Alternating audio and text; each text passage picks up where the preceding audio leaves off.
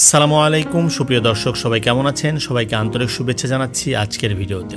আজকে আমি আপনাদেরকে নিয়ে এসেছি দুলাল হোসেনের ৮ বিঘা জমির উপর তৈরি এক বিশাল কুল বাগানে। আজ থেকে প্রায় ২০ বছর আগে দুলাল হোসেন তার ৮ বিঘা জমির উপর এই বিশাল কুল বাগানটি করে তোলেন। তিনি চাকরির পিছনে না ছুটে, সেই সময় বিএ পাশ করে কিন্তু তিনি চাকরির পিছনে না ছুটে তার এই কুল বাগানটি গড়ে তুলেছিলেন।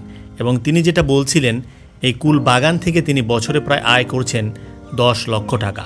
আজকে আমরা দুলাল হোসেনের সাথে কথা বলবো এবং জানার চেষ্টা করব কিভাবে তিনি কুল বাগান গড়ে তুলেছিলেন এবং বর্তমান সময়ে তিনি কেমন লাভ করছেন। আপনারা যদি কুল বাগান তৈরি করতে চান এবং কুল বাগান সম্পর্কে বিস্তারিত জানতে চান, তাহলে অবশ্যই এই ভিডিওটি না টেনে পুরোপুরি দেখবেন। আমি আশা করছি যারা কুল বাগান তৈরি করতে চান এবং যারা কুল বাগানের পাশাপাশি অন্য যে কোনো ফল বাগান তৈরি করতে চান, তাদের জন্য এই ভিডিওটি খুব বেশি হেল্পফুল হবে। প্রিয় দর্শক, এখন আমরা কথা বলছি মোহাম্মদ দুলাল হোসেনের সাথে এবং তার থেকে জানার চেষ্টা করব তার এই কুল বাগানের বর্তমান অবস্থা এবং তিনি কিভাবে কুল বাগান শুরু করেছিলেন এবং তার ভবিষ্যৎ পরিকল্পনা। আসসালামু আলাইকুম। ওয়ালাইকুম আসসালাম। কেমন আছেন? ভালো আছি। আপনার ভালো আছেন? হ্যাঁ, আলহামদুলিল্লাহ। আপনার নামটা যদি বলতেন। আমার নাম মোহাম্মদ দুলাল হোসেন, গ্রাম উকিয়ারা, মানিকগঞ্জ সদর থানা। আচ্ছা, আমরা আজকে আপনার এই যে কুল বাগানে এসেছিলাম, তো আমরা দেখলাম আপনার পুরো বাগানটা। আপনার এই বড়ইয়ের জাতটা কি? এই জাতটা থাই আপেল কুল বলে। থাই আপেল কুল না? তো আপনার তো আরো অন্যান্য জাত আছে, এটা কেন আপনি পছন্দ করলেন? এটার কি বিশেষ কোনো সুবিধা আছে? ফলন ভালো, এটা আগাম আসে। আর দুইটা জাত আছে, একটা বলসুন্দরী, একটা কাশ্মীরি আপেল কুল। ওই দুটো আবার এটা নামলা। আচ্ছা, আপনার এখানে টোটাল কত বিঘার উপর আপনার এই বাগানটা? এখানে মোটামুটি আমলেসু মিলা বড়ই বাগান আছে ৮ বিঘা, আমলেসু আরো 2 বিঘা। আচ্ছা, 10 বিঘা আছে টোটাল। 10 বিঘা, তাহলে বড়ই বাগান মোটামুটি ৮ বিঘার মতো। আচ্ছা, এখানে আপনার কাছে বড়ই আপনি গাছগুলো লাগাইছিলেন কবে? আমি প্রথম ২০০০ সনে শুরু করি। ২০০০ সনে লাগাইছেন না? তাহলে এই গাছগুলোর এখন বয়স কি? এগুলো আবার নতুন লাগাইছি, ওই কয়েকবার তুইলে আবার নতুন করে লাগাইতে হয়। আচ্ছা, এগুলার বয়স কত? এগুলা 2 বছর চলছে। 2 বছর? জি। 2 বছরে এত বড় হয়ে গেছে গাছ? বড় হয়ে গেছে। ও আচ্ছা, তার মানে কি প্রথম বছর লাগাইলে কি সেই বছরই ফল পাওয়া যায়? সেই বছরই ফলন। বাহ, তাহলে তো খুবই সুবিধা। সেই বছরই ফলন হবে। আচ্ছা, তাইলে আপনার কাছে কি মনে হচ্ছে বলেন তো, যে আসলে অন্য যে ফসলগুলো আছে, যে আপনার যে আশেপাশে যেমন করেছে অনেকে ধান বা অন্যান্য সবজি, তার চাইতে বড়ইটা কি আপনার কাছে কেমন মনে হচ্ছে? লাভজনক না? অন্য ফসলের চাইতে লাভজনক। আচ্ছা, এটা কি কি সুবিধা বলেন তো একটু? ধান টানে অনেক লেবার খরচ লাগে বেশি, তারপরে দেখা যায় 1 বছর লাভ হয় আর 1 বছর লস হয়। এই যে এবার কপিতে লস খাইলো, আর আমার তেমন লস হবে না, মোটামুটি চলে খাওয়া যাবে। 1 বিঘা থেকে আপনার কি পরিমাণ হতে পারে? মানে 1 বিঘায় হ্যাঁ 100 মনের মতন বড়ই হবে। 100 মনের মতো।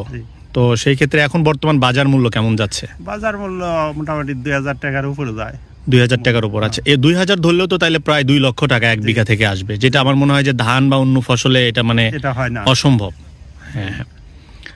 আচ্ছা, এই বড়ই চাষে কি কোনো রোগবালাই আছে? হ্যাঁ, রোগবালাই আছে। কি ধরনের রোগবালাই আছে? যেমন পাউডারি মিল্ডিউ, তারপরে স্যাঙ্গা লাগে। আচ্ছা, কয়েকটা আছে, আবার পাতা খায়, একটা পোকায়, এরকম আছে, রোগবালাই আছে। এখানে কীটনাশক কিন্তু তুলনামূলকভাবে অবশ্যই কম মনে হয় বড়ই চাষে, একটু হলেও কম, ফসলের চাইতে কম। আম বা লিচুতে যে পরিমাণ দিতে হয়। নেটিং সিস্টেমটা যে করছেন, মানে এই নেটিং সিস্টেমের বিশেষ কোনো সুবিধা আছে?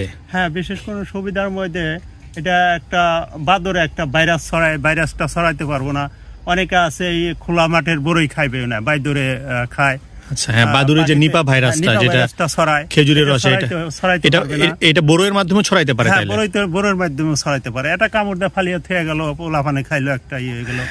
এটা ঢোকার কোনো চান্সই নাই। আচ্ছা, ঢোকার কোনো। আর পাখি যদি ফলে করে সেক্ষেত্রে তো আপনার ক্ষতি হবে। পাখিতেও ঠুকরিয়া নষ্ট করবে। পাশাপাশি যে আপনি যেটা বললেন যে রোগ বালাই থেকেও মুক্তি দিবে, মানে এটা খুবই ভালো। আপনার এই যে পুরো 10 বিঘা জমি যে আছে, এটা পুরোটাই কি আপনার এরকম নেটিং করা?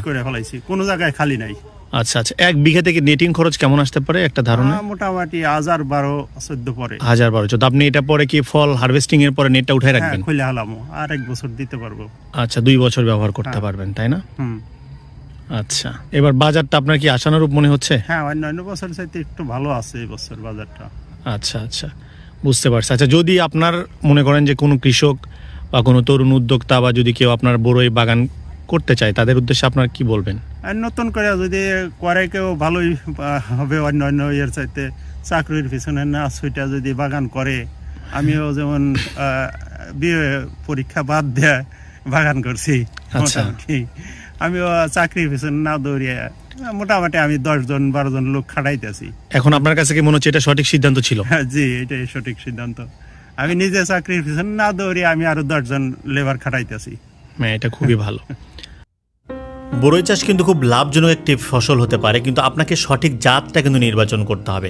যেমন কৃষক মোহাম্মদ দুলাল হোসেন বলছিলেন যে তিনি যেই কুলগুলো চাষ করছিলেন সেগুলো মূলত ছিল ভারত সুন্দরী বা থাই আপেল কুল, যেগুলো কিন্তু অনেক আগে নামে, এবং আপনার যে ফসলগুলো আগে নামবে সেটার দাম কিন্তু সবসময় বেশি হবে। আপনারা যদি কুল বা বরই চাষ করতে চান তাহলে কিন্তু সবসময় যে বিষয়টার দিকে নজর রাখবেন সেটা হচ্ছে ফলটা আগে নামবে কিনা। যেমন বল সুন্দরী বা অন্যান্য যে ফলগুলো আছে সেগুলো কিন্তু আকারে অনেক বড় বা দেখতে অনেক ভালো লাগে, কিন্তু সেগুলো অনেক পরে নামার কারণে কিন্তু বাজারে তার কিন্তু ন্যায্য দাম কিন্তু তারা পায় না।